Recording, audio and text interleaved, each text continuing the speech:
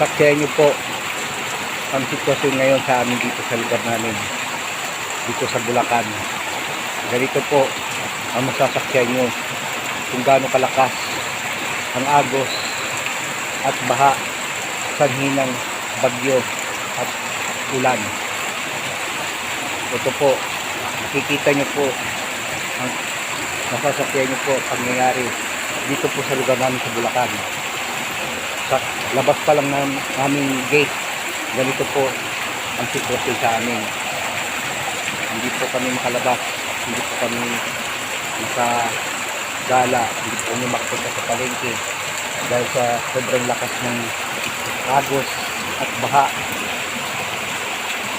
Delikado po, baka ma-disgrasya po kami at mahulog sa kanal at madulas. Kaya nananatili po kami ngayon sa bahay namin. Magkikis lang po kami rito kahit walang dinideklara ang gobyerno ng ayuda o tulong man lang para sa mga taong walang hanap buhay, hindi makapaghanap buhay dahil sa ganito po sitwasyon namin. Sana po may makapansin ng ganitong sitwasyon at makita ng gobyerno ang ganitong sitwasyon ng mga taong namamayan. Naghihirap, hindi makatrabaho, hindi makapasok, hindi makalabas dahil sa sitwasyon ng bagyo. Dapat umaksyon naman ng gobyerno, magbigay man lang ng kahit ayuda sa mga tao na hindi makalabas, hindi makapasok, hindi makapagtrabaho dahil sa panahon at masungit na kalagayan ngayon namin dito. Paano ba ito? Mr. mga senador, sana po mapansin niyo po ang paghihirap ng tao ngayon. Nabigyan niyo po sana kami ng mga ayuda dito sa Bulacan. Kahit saan lugar po dapat. Mr. President, Bongbong Marcos, tignan niyo naman po ang mga kababayan, mga ganitong pangyayari, sitwasyon. Ang hirap po. Kailangan namin ng suporta sa gobyerno. Mga ayuda, dapat magbigay po kayo.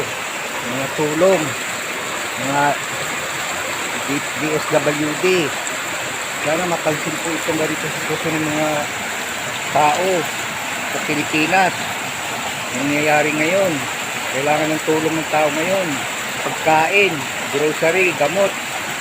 Dapat may aksyon ng gobyerno. Matutulungan dapat ang mga ganitong sitwasyon, mga ganitong calamity. Hindi po namin gusto to. Hindi po kami makalabas ng bahay. Hindi kami makapagtrabaho. Ano pong gagawin namin? Dapat umaksyon naman ng mga ahensya ng gobyerno. Bigyan naman ng pansin to. Huwag pabayaan ng ganito lang kami. Maawa naman po dapat sila. Tulungan naman na bigyan ng ayuda, pagkain. Dapat kumilos sila, umaksyon sila sa ganito sitwasyon, masungit ang panahon. Ito po, nakakatakot. Karong na rin, sa labas lang ng aming tahanan to. Ganito na po ang sitwasyon sa amin. Lalo pa kung lumabas kami. Ano mangyayari? Disgrasya, sakuna. Sana, makita naman po ito, mapansin naman po itong ganito sitwasyon sa amin. So, labas lang po ito ng aming tahanan. Ganito na po. Yan po. Katakot-takot, nakakatakot, nakakabahala. Mr. President, Bongbong Marcos, mga senador, mga DSWD, aksyonan nyo naman po yung mga naghihirap ngayon. Kumilos po kayo, gumawa po kayo ng ano. Dapat, karapatan nyo po yan, trabaho nyo po yan. Tulungan nyo po ang mga naghihirap ngayon sa ganitong sitwasyon, sa ganitong panahon. Hindi makakilos, hindi makapagtrabaho, hindi makalabas.